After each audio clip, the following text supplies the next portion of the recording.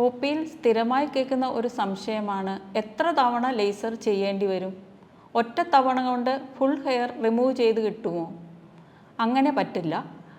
ഒരു സിറ്റിങ്ങിൽ 10 മുതൽ 15% വരെ രോമങ്ങളാണ് പൂർണ്ണമായി നീക്കം ചെയ്യപ്പെടുന്നത്. അങ്ങനെ മറ്റ് ഹോർമോൺ വ്യതിയാനങ്ങൾ ഒന്നുമില്ലാത്തവരിൽ 8 മുതൽ 10 സെക്ഷൻസ് വേണ്ടിവരും.